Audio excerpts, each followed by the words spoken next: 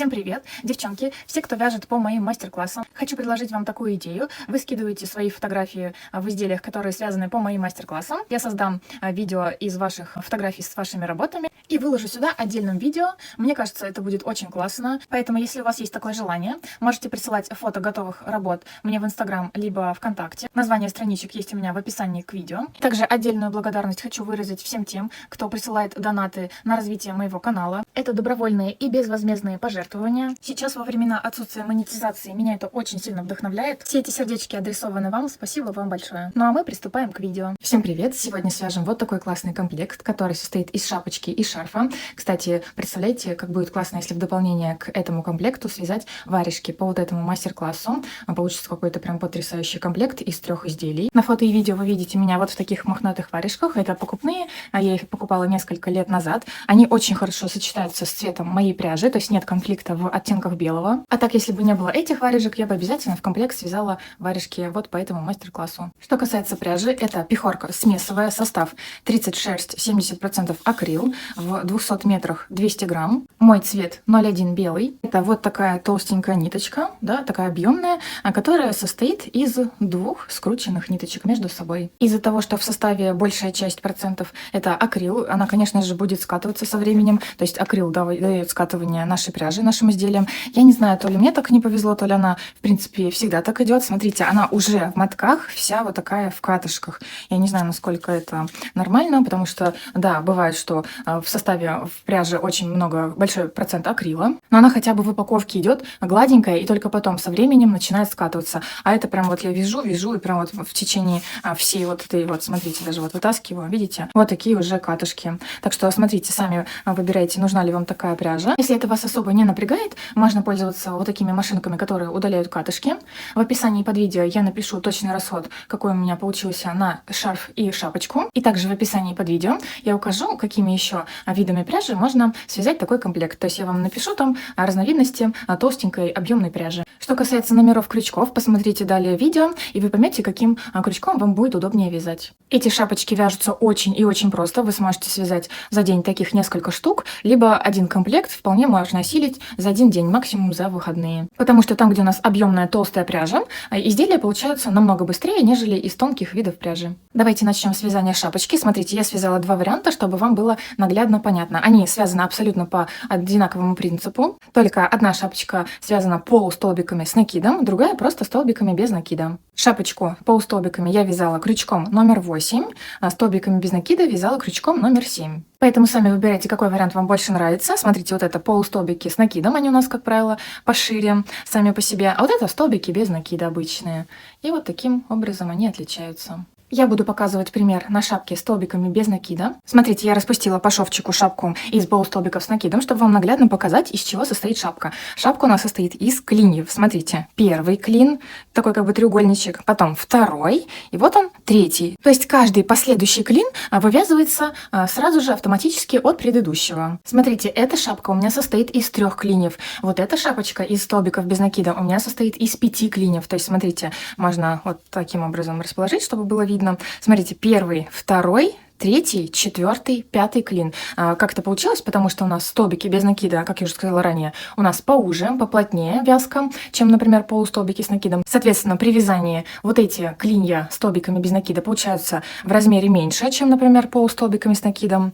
И, соответственно, их нужно большее количество на, вот, например, на мой объем головы. Какое количество клиньев нужно будет провязать конкретно для вашей шапочки, заранее сложно будет сказать. Это все достигается опытным путем. То есть, в принципе, почему у многих возникают вопросы, почему у меня не получается вот шапка по каким-то мастер-классам. Просто потому, что у вас другая плотность вязания, другая пряжа, и все, у вас сразу получается другой размер клина. И на вашей голове эта шапочка сидит не так, как вам хотелось бы. Поэтому самую первую шапочку, если вы ранее до этого не вязали таких шапок, вам нужно связать примерно опираясь вот на мой мастер-класс. И потом сейчас, чуть-чуть попозже, я вам расскажу, каким образом можно будет подгонять под себя. Когда мы вяжем вот такой узор, вся шапочка связана столбиками без накида за заднюю заднюю стеночку петли, у нас шапка получается вот такая эластичная. То есть она, в принципе, достаточно универсальная, подойдет на среднестатистический объем головы, также подойдет на чуть меньший размер и чуть больший. То есть, видите, она хорошо достаточно тянется. Также обратите внимание, что эту шапочку можно вязать без подворота, к примеру, кто не любит подвороты,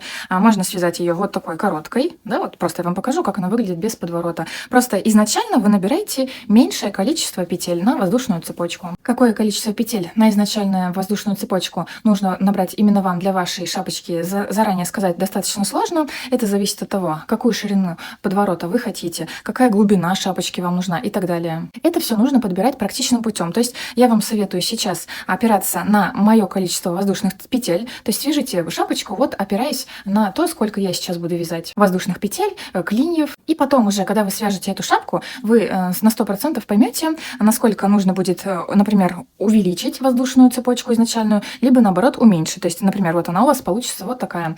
Если вам покажется, что отворот слишком маленький, просто вы ее распускаете, и изначально вы набираете большее количество петель, вот насколько вы хотите, чтобы был шире этот отворот, либо наоборот. Начинаем вязание шапочки. Для своей шапки столбиками без накида. Повторюсь, я беру крючок номер 7, и сейчас я набираю 35 воздушных петель. Делаю закрепительную петельку и набираю 35 петель.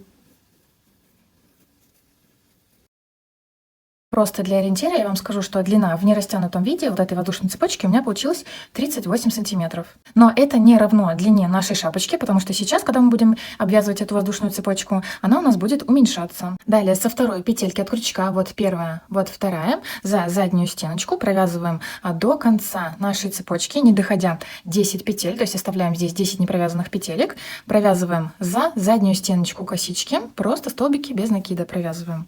Первый столбик без накида, первую петельку обязательно отмечаем, это нам намного упростит наше вязание. Далее следующая петелька, провязываем столбик без накида, следующая.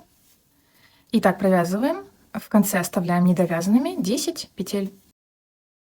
Итак, довязали. Смотрите, у нас здесь осталось непровязанных 10 петель. Вот это вот количество оставшихся непровязанных петель разнится от 8 до 12. То есть кто-то оставляет 8 петель, кто-то 10, кто-то 12. Главное, чтобы они были четными. Вы даже также можете провязать сначала одну шапочку с 8 оставшимися петельками, другую, например, с 10, если вам не лень, можете с 12 связать. Это будет зависеть от того, вот насколько вы хотите, чтобы была вот тут острая макушка. То есть если вы оставите 12 петель, она у вас будет еще чуть-чуть поострее. Если из 8 петель вы оставите, она у вас будет такая более округлая, вот здесь на макушке. Я выбрала вариант такой средний, поэтому я оставляю 10 петель. Далее мы провязываем в следующую петельку, первую из 10, обычный также столбик без накида. И в следующую, вторую из оставшихся 9 теперь уже, провязываем соединительный столбик. Делаем петлю подъема. Разворачиваемся и сейчас будем вязать в обратную сторону. То есть, как вы уже поняли, вот это вот расстояние, то, которое формирует нашу макушку, наш клин, вот это нижняя часть шапочки. Итак, вяжем в обратную сторону. Всегда будем провязывать со второй петельки от крючка за заднюю стеночку косички. Провязываем первый столбик без накида, его обязательно отмечаем. Далее опять за заднюю стеночку столбик без накида. И так провязываем до низа. Смотрите, самую последнюю петельку, которая у нас отмечена маркером, мы будем провязывать, как и обычно мы это делаем, за обе стеночки петли. То есть, если мы сейчас будем провязывать за одну стеночку петли, а потом оно, в принципе, может вот здесь, во-первых, образовываться большие отверстия, и потом оно будет сильно подвержено растяжению.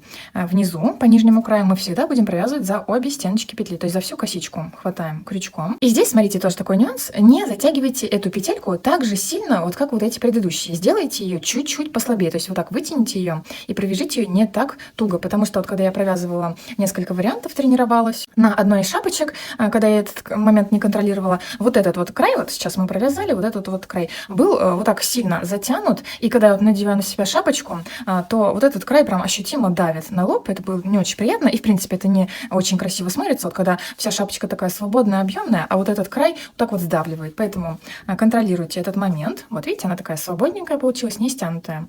Далее делаем воздушную петлю подъема, разворачиваемся и вяжем со второй петельки от крючка, первая, вторая, опять всегда всю шапочку вяжем за заднюю стеночку косички, провязываем первый столбик без накида, отмечаем первую петельку и таким образом провязываем до нашего маркера сверху. Смотрите, я подобралась к своему маркеру. В маркер мы провязываем также столбик без накида за заднюю стеночку. И теперь опять спускаемся вот к этой воздушной цепочке. Смотрите, вот эту петельку мы задействовали. Видите, она как бы растянутая такая. Вот следующая свободная петелька. В нее провязываем столбик без накида за заднюю дальнюю стеночку. И далее в следующую петельку провязываем соединительный столбик, также за заднюю стеночку. Делаем петлю подъема, разворачиваем. Опять вяжем со второй петельки от крючка за заднюю стеночку столбик без накида. Отмечаем первую петлю и провязываем до низа обычные столбики без накида, как всегда. Подобрались к низу в петельку, отмеченную маркером, провязываем за обе стеночки косички, не тугой столбик без накида, вот так чуть-чуть подтяните наверх и провязываем столбик без накида. Петля подъема, разворачиваем. Опять со второй петельки от крючка провязываем первый столбик без накида, его отмечаем. Далее провязываем, как обычно, до нашего маркера сверху. Подобрались к маркеру, провязываем в него столбик без накида за заднюю стеночку. И опять спускаемся к нашей воздушной цепочке. Вот смотрите, вот эта растянутая петелька занята. Ищем следующую свободную за заднюю стеночку, провязываем столбик без накида. Вот здесь можно подтянуть, чтобы здесь не было отверстия. Провязываем столбик без накида. В следующую петельку свободную соединительный столбик. Петля подъема, разворачиваем. Со второй петельки от крючка провязываем столбик без накида, отмечаем. Как обычно, провязываем до низа. Здесь по низу все провязываем аналогично, как я показывала ранее. Здесь я не буду заострять на этом внимание. Петля подъема, разворачиваем. Со второй петельки от крючка первый столбик провязали, отмечаем. Провязываем наверх до нашего маркера. Опять провязываем в маркер за заднюю стеночку столбик без накида. Опять опускаемся к нашей воздушной цепочке. Вот она, первая самая свободная петелька. В нее провязываем за заднюю стеночку столбик без накида. В следующую свободную петельку соединительный столбик. Петля подъема. Разворачиваем. До низа вяжем, как обычно. В конце провязываем, как мы делали ранее, за обе стеночки вытягиваем и провязываем столбик без накида. Воздушная петля. Разворачиваем. До верха, до маркера провязываем, как обычно. В маркер сверху провязываем, как обычно. И опять спускаемся к нашей воздушной цепочке. Видите, здесь осталась последняя пара петелек. В первую, как обычно, провязываем столбик без накида. В последнюю соединительный столбик. Как вы уже поняли, каждый раз, когда вот мы подходим к верху, к макушке, у нас как бы вот этот ряд занимает 2 петельки от воздушной цепочки. Именно поэтому я вам и сказала, что вот эта вот часть, которую вот мы оставили в данном случае 10 воздушных петель, а мы оставляем 8, 10 либо 12, то есть четное количество. Делаем петлю подъема, разворачиваем и до низа вяжем, как обычно. В последнюю петлю провязываем, как обычно. Петля подъема, разворачиваем. И смотрите, наш первый клин готов. Длина моего клина, смотрите, вот, к примеру, от самого верха и по прямой до низа 36 сантиметров. Вы не ориентируйтесь на этот размер, я вам просто говорю для ориентира. Потом я вам покажу попозже, для чего мы это замеряли. И смотрите, в ширину в нерастянутом виде получилось, ну пусть будет 10 сантиметров. Вязание клина у вас должно закончиться здесь, снизу, с шапочки. И все, сейчас мы автоматически начинаем вывязывание второго клина. Смотрите, здесь мы сверху не убирали маркер. От него сейчас мне нужно отсчитать вниз столько же петель, сколько я оставляла вот здесь в начале. Я оставляла 10. Как вы уже поняли, вот это количество вы как выбрали изначально, такое же количество вы оставляете на всех последующих клиньях в вашей шапке. То есть я оставила 10, сейчас я опять оставила, вот отсчитала 10, в следующем клине я опять буду отсчитывать 10. Вы, например, если выбрали высокую макушку, остренькую, выбрали, захотели 12. Точно так же вы здесь должны провязать 12, оставить петель в следующем клине 12 и так далее. Как я уже сказала, сейчас отсчитываю просто для удобства 10 петель. Вот это отмеченная маркером 1, 2, 3, 4, 5, 6, 7, 8, 9, 10. Я ее отмечаю. И точно так же, как и в начале, я провязываю до вот маркера, оставляя 10 непровязанных петель. Вот, подобралась к маркеру. Смотрите, у меня маркер — это как бы первая петелька из 10. И точно так же я провязываю в первую за заднюю стеночку столбик без накида. В следующую провязываю соединительный столбик. Петля подъема, разворачиваем. И до низа вяжем, как обычно. В последнюю петлю по низу провязываем, как обычно. Петля подъема, разворачиваем. До маркера вяжем, как обычно. В маркер провязываем за заднюю стеночку. И опять спускаемся на нижнюю часть. Вот смотрите, вот здесь задействована уже эта петелька растянутая. Ищем следующую, свободную, за заднюю стеночку. Провязываем столбик без накида. В следующую соединительный столбик, тоже за заднюю стеночку. Петля подъема, разворачиваем, до низа вяжем, как обычно. Последняя петелька по низу. Петля подъема, разворачиваем. До маркера вяжем, как обычно. Провязываем в маркер. Опять опускаемся ниже. Следующая свободная петелька за заднюю стеночку, столбик без накида. В следующую соединительный столбик. Петля подъема, разворачиваем, до низа вяжем, как обычно. Последняя петелька. Петля подъема, разворачиваем, до маркера вяжем, как обычно. Провязываем столбик в маркер. Далее опять спускаемся ниже, свободная первая петелька, за заднюю стеночку, столбик без накида, в следующую соединительный столбик. Петля подъема, разворачиваем, до низа вяжем, как обычно. Провязываем последнюю петельку. Петля подъема, разворачиваем и провязываем, как обычно, до маркера. Провязываем столбик в маркер. И вот опять спускаемся вниз, и опять у нас осталась последняя пара с петелек. Провязываем в первую, столбик без накида. И вот петелька отмечена маркером от предыдущего клина, соединительный столбик. Петля подъема, разворачиваем и до низа провязываем, как обычно. Привязываем в маркер. Петля подъема, разворачиваем. И вот смотрите, у нас готов второй клин. То есть смотрите, вот как бы первый, и вот он второй, подсоединяется к первому. И все последующие клини вяжем абсолютно идентично, вот как второй.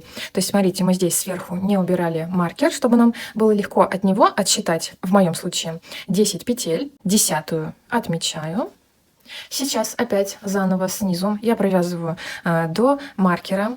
Вот до этой петельки в маркер провязываю столбик без накида, в следующий провязываю соединительный столбик, петля подъема, опять до низа, опять петля подъема вяжем сюда и точно таким же образом вот попарно закрываем вот этот вот следующий наш клин. И таким образом провязывайте столько клиньев, сколько вам нужно для того, чтобы на вас комфортно сидела ваша шапка. Как я уже говорила, на вот этой своей шапочке я связала 5 клиньев, то есть вот то, что я вам сейчас показывала, это идентично. Здесь у меня получилось 5 клиньев, мне абсолютно нравится объем, она мне не давит и не сильно свободная. И сейчас вот на примере вот этой готовой шапочки, сейчас я распущу по шовчику, показать вам, как выглядит в развороте 5 клиньев. Вот смотрите, в развернутом виде.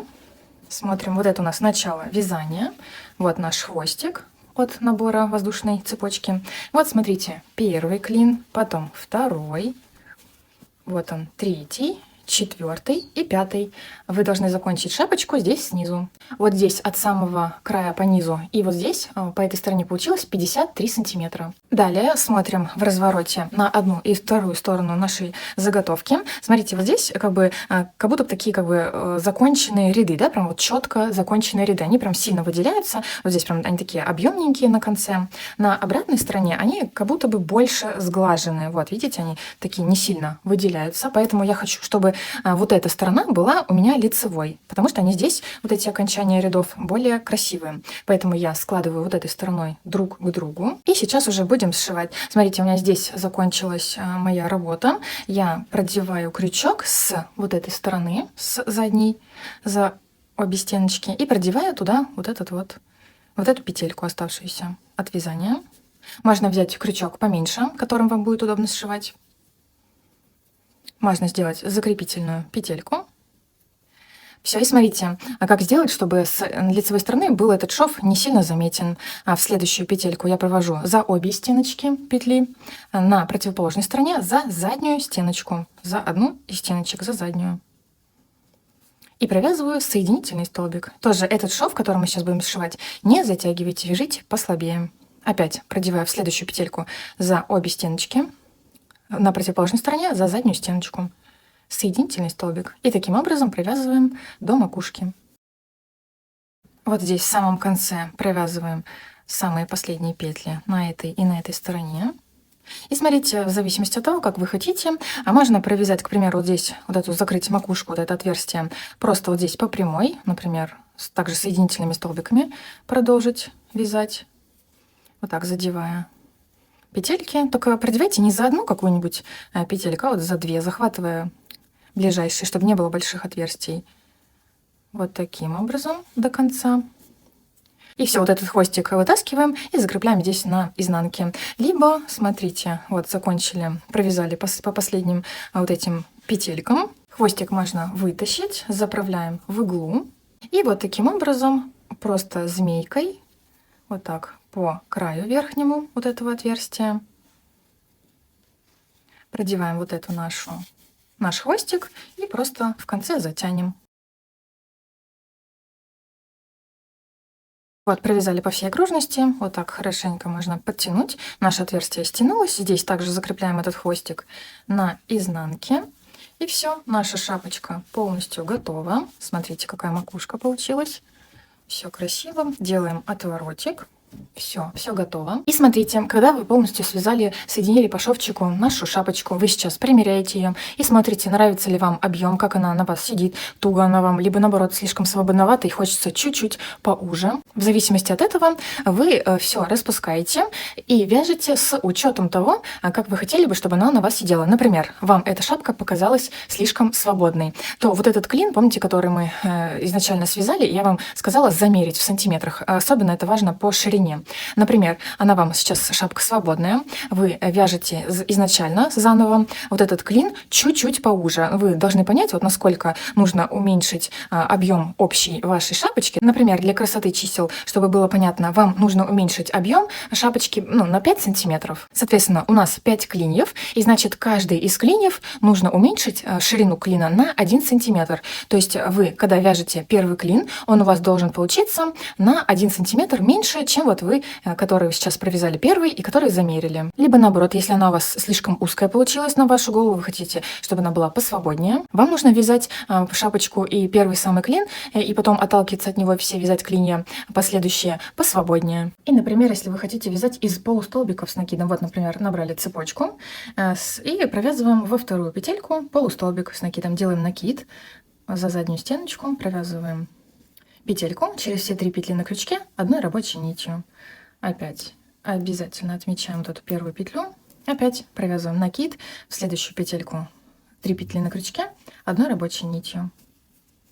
Вот когда провязываем вот эти наши воздушные петли, точно так же здесь делаем полустолбиками, делаем накид, в следующую провязываем полустолбик с накидом, и в следующую, так же как и в первом варианте, соединительный столбик. Петля подъема, разворачиваем и со второй петельки от крючка за заднюю стеночку также провязываем полустолбики, накид, вытаскиваем петельку через 3 петли на крючке одной рабочей нитью. И таким образом, видите, получаются такие широкие полосы, в отличие от столбиков без накида. И что касается шарфика, здесь миллион вариантов, какой хотите, такой выбирайте. Смотрите, длина моего шарфика вот здесь по полотну от края до края 2 метра. Вместе с бахромой, вот бахрома у меня с каждой стороны по 10 сантиметров. Я захотела, чтобы шапочка и шарф у меня сочетались по рисунку, поэтому шарф я вязала также столбиками без накида, но побольше крючком номер 8, и я вязала свободно. Я хотела, чтобы он у меня получился таким нестоящим колом, чтобы такое было мягкое полотно. И чем больше крючок, тем объемнее вязание, и шарфик вяжется быстрее. Для новичков, кто не очень понимает, сейчас покажу, как мы вяжем шарф. Шарф — это у нас самый обычный прямоугольник. Вяжем также столбиками без накида, к примеру. Делаем закрепительную петельку. И вяжем по длине шарфа, то есть вдоль. Кстати, если хотите, можно вязать и поперек, то есть у вас будет резиночка такая поперек вашего шарфика. Сейчас набираем такое количество петель, сколько вы хотели бы, чтобы у вас была длина шарфа. Но учтите, что набранная воздушная цепочка — это не равно длина вашего шарфа, потому что потом, когда мы ее будем обвязывать, она будет уменьшаться в размере. Например, набрали нужное количество петель на длину своего шарфа, разворачиваем со второй петельки от крючка, вот она первая, вторая, за заднюю стеночку провязываем столбик без накида, первую петельку отмечаем, следующая петелька свободная за заднюю стеночку, столбик без накида, и так провязываем по всей воздушной цепочке до следующего края. Вот провязываем в самую последнюю петельку, петля подъема, разворачиваем, вяжем со второй петельки от крючка, вот она первая, вот вторая, за заднюю стеночку, столбик без накида.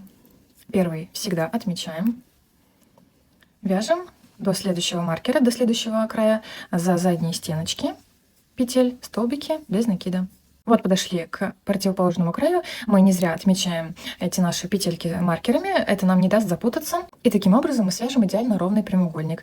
Смотрите, как и в шапочке, самые последние петельки, отмеченные маркером, будем провязывать за обе стеночки петли. И также вяжем не туго, а вот так чуть-чуть вытягиваем петельку и провязываем столбик без накида. Делаем петлю подъема, разворачиваем со второй петельки от крючка, опять провязываем столбики без накида. Первую петлю отмечаем.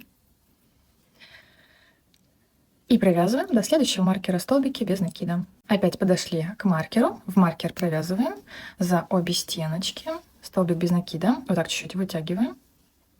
И смотрите, делаем петлю подъема и всегда разворачиваем в одну и ту же сторону. Либо вот так, либо вот так, от себя, кому как удобнее. Провязываем такое количество рядов, какое вы хотите, чтобы была ширина вашего шарфика. Другой вариант шарфика, например, если вы не хотите, чтобы он был такой ребристый, можно вязать просто гладью полотном. То есть мы вяжем все то же самое, как я вам сейчас показала, только не за задние стеночки петли, а вот за обе стеночки петли.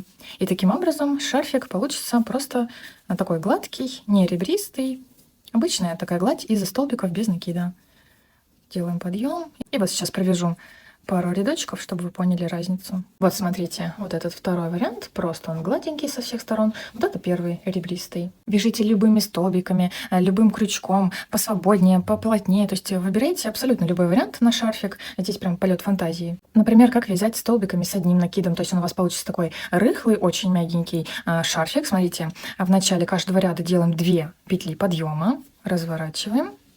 Вот получается с третьей петельки от крючка, первая, вторая, третья. Ну, опять, если вы хотите, к примеру, ребристый, да, шарфик, делаем накид и опять за заднюю стеночку петли провязываем через 2 петли, через 2 петли. Первую отмечаем. Далее опять накид, следующая петелька за заднюю стеночку, через 2 петли, через 2. Сейчас провяжу пару рядочков, посмотрите, как это смотрится. Вот смотрите, вот это 2 ряда столбиков с одним накидом, видите, какой он широкий получается. Столбиками с одним накидом вообще, в принципе, любое изделие вяжется очень быстро. Далее, если у вас есть такой же комплект тунисских крючков, как и у меня, чтобы он у нас зря не простаивал, можно связать шарфик тунисским крючком. Например, вот выберем какой-нибудь потолще, 9-10, ну вот, например, 8 давайте возьмем. Переходите вот к этому мастер-классу, там я поподробнее рассказала про тунисское вязание, про тунисский крючок. Там мы тоже вязали кардиган, который состоит из прямоугольников. На основе него вы с легкостью сможете понять, как связать шарфик тунисским крючком. Но в случае тунисского крючка здесь мы будем вязать не вот так вдоль, а вот так поперек. То есть будем набирать вот такие коротенькие ряды, в зависимости от того, вот какой ширины вы хотите шарфик, и будем вязать вот так в длину. И вот смотрите, что получается тунисским крючком. Вот такая вязка. Я уже говорила в мастер-классах, там, где мы вязали этими крючками, что сама по себе вязка тунисским крючком получается, видите, достаточно плотненькая и толстенькая. Поэтому, когда будете вязать именно шарфик, если будете вязать тунисским крючком, вяжите посвободнее, чтобы он не был таким прям стоящим колом, неподвижным, чтобы такое полотно было такое мягенькое. Вяжите не сильно плотно. Поэтому выбирайте любой вариант, который вам больше нравится. Возможно, вы хотите какой-то свой узор использовать. Не обязательно, кстати, должен сочетаться шарфик с рисунком шапочки. Это просто мне так захотелось. И что касается того, какое количество петель набрать на воздушную цепочку для своего шарфа, на ту длину шарфа, которую вы хотели бы. Здесь, конечно же, лучше связать небольшой образец. Это исключит большое количество долгих перевязов. Смотрите, это маленький образец, который только что я вам показывала. Вы свяжите образец, ну вот, сантиметров 15, потому что у нас шарфы, как правило, длинные. По большому образцу легче ориентироваться. Свяжите вот точно такой же образец, как я вам только что показала. Например, вот 15 сантиметров, чтобы он был. Ну вот у меня, к примеру, смотрите, в 8 сантиметрах, то есть записываем, смотрите, 8 сантиметров у меня равняется, считаем, 1, 2, 3, 4, 5, 6, 7 петель. 7 петель. А мне, к примеру, нужен шарф 2 метра, то есть вот 200 сантиметров. И вот по нашей формуле, да, школьной, вот эти перемножаем числа, делим на вот это число. Получается 175, значит 175 воздушных петель мне нужно набрать на мой шарф длиной 200 сантиметров. На свой шарфик я набирала изначально 140 воздушных петель, он у меня получился длиной 2 метра, и моя бахрома получилась 10 сантиметров с каждой стороны. Что касается вот этой бахромы, хотите делайте, хотите нет. Смотрите, я нарезала вот такие вот отрезки. Здесь примерно 34 сантиметра. Вот таким образом складываем пополам. И смотрите, я сначала продевала по всему краю шарфика одинарные вот такие отрезки. Мне показалось слишком лысовато. И я продевала таким образом. Сначала я продевала двойную, то есть сложила два отрезка между собой, продеваю крючок, вытаскиваю петельку и через нее вытаскиваю вот эти хвостики. Вот здесь затягиваю эту петельку, а в следующую я провязывала одинарный. И таким образом получился такой средний хороший вариант, не сильно густой и не лысый. Все, и так проделываем по всему краю. В ширину шарфа я провязала 14 рядов. Смотрите, для ориентира на шапочку у меня ушло 130 грамм, на шарфик 235 грамм, всего 365 грамм. Соответственно, вам с легкостью сможет хватить всего лишь 2 мотков на вот этот весь комплект. Наш комплект полностью готов, обязательно попробуйте его связать на зиму. Всем спасибо за просмотр, всем пока!